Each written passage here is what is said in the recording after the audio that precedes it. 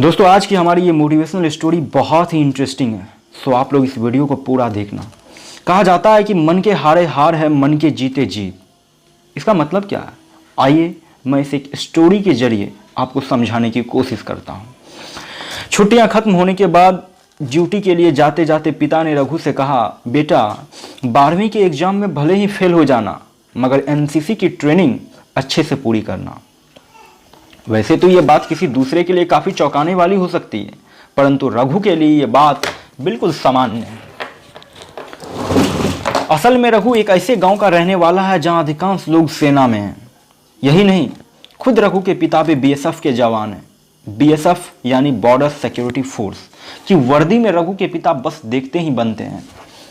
रघु के पिता की यह दिली इच्छा है कि उनका बेटा भी उन्हीं की तरह एक बीएसएफ के जवान बने। वक्त के साथ रघु भी बीएसएफ की भर्ती परीक्षा में शामिल होने के लिए तैयारियां शुरू कर देता है। हालांकि उसको तैयारी के लिए न तो किसी कोचिंग सेंटर की जरूरत है और न ही किसी कोच की। वह इसलिए क्योंकि रघु जिस गांव में रहने वाले हैं, लगभग हर नवयुवा का बस एक ही सपना है कि वह सेना में भर्ती होने का।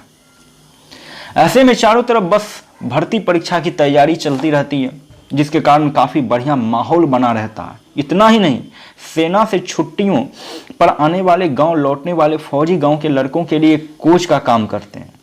वक्त गुजरता है और देखते ही देखते वो दिन भी आ जाता है जिसका रघु को बेसब्री से इंतजार है। रघु को परीक्षा में शामिल होने के लिए शहर जाना है। इस खास मौके पर रघु का बचपन का दोस्त, जो महानगर में ठेला लगाकर अपना गुजारा किया करता है, वो भी रघु का हौसला बढ़ाने गांव आया हुआ है।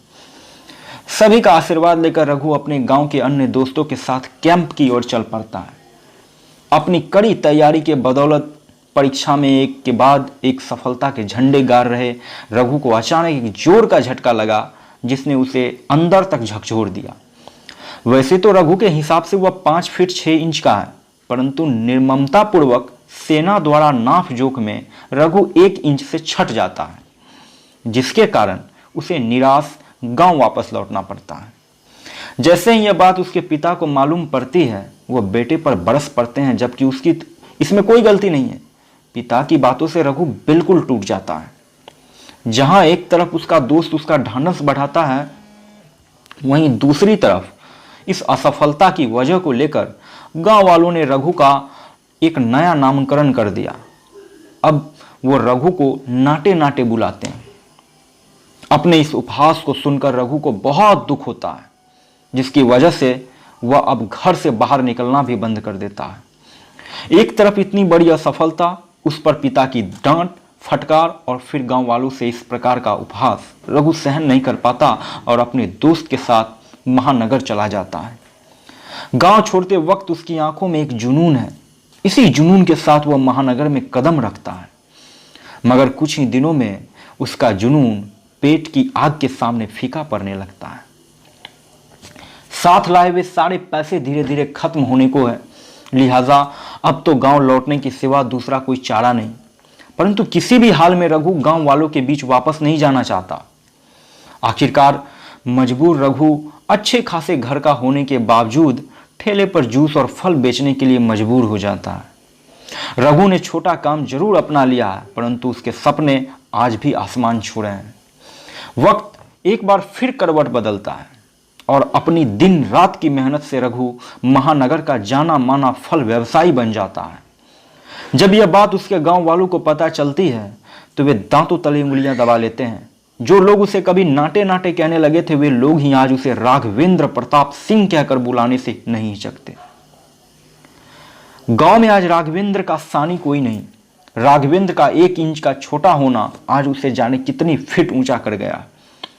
कल तक उस पर हंसने वाले लोग आज उसके पैरों की धूल के बराबर भी नहीं। आज उसकी इस सफलता की सबसे बड़ी वजह उसकी एक असफलता ही है। यदि वह बीएसएफ की भर्ती में इस तरह से छांटा न जाता, तो आज वह करोड़ों रुपये का मालिक नहीं बन पाता। पिता को भी आज अपने किए पर पछतावा हो रहा है। शायद उन्होंने अपने ही बेटे को परखने में भूल कर दी। दोस्तों, इस स्टोरी की मॉरल ये है कि असफलता ही सफलता का मार्ग प्रशस्त करती है।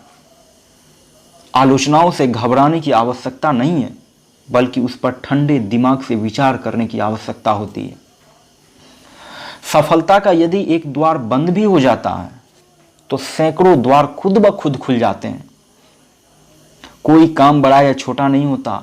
यदि कुछ बड़ा होता है तो वो है उस काम के पीछे हमारा जुनून, जो हमें सफलता की ऊंचाइयों तक ले जाने के लिए परम आवश्यक है। दुनिया में कोई भी ऐसा शख्स कंप्लीट नहीं है।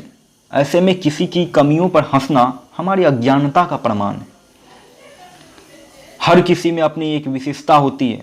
माता पिता को चाहिए कि वे अपने बच्चे को हर स्थिति में सपोर्ट करें और उन्हें अपना हुनर साबित करने का मौका दें।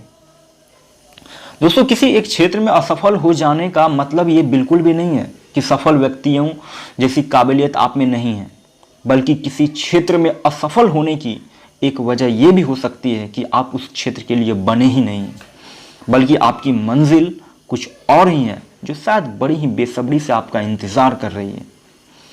10 बार असफल हो जाने के बाद भी आपको सफलता के आस नहीं छोड़ने चाहिए।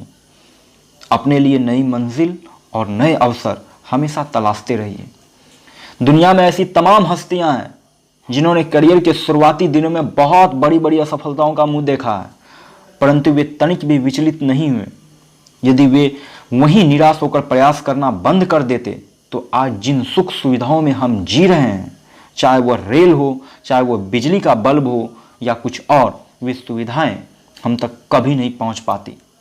ये महान हस्तियां हमें एक बात प्रमुख रूप से सिखाती है कि हमें आशाओं का दामन कभी नहीं छोड़ना चाहिए। लक्ष्य के प्रति सदैव पॉजिटिव रहकर अपना प्रयास जारी रखना चाहिए।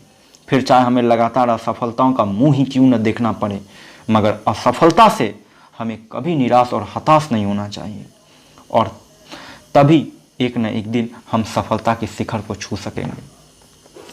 तो आपको ये कहानी कैसी लगी? इस वीडियो के बारे में अपनी राय हमें कमेंट बॉक्स में कमेंट करके जरूर बताइएगा। अगर वीडियो अच्छी लगी तो वीडियो लाइक कीजिएगा, और चैनल पर नए होंगे तो चैनल को सब्सक्राइब कर बेल आइकन को प्रेस कर दीजिएगा, ताकि इसी तरह के पावरफुल मोटिवेशनल वीडियो की नोटिफिकेशन आपको हर सुबह मिलती रहे। तो आज की वीडियो में बस इतना ही। मिलते हैं कल फिर एक नए वीडियो में।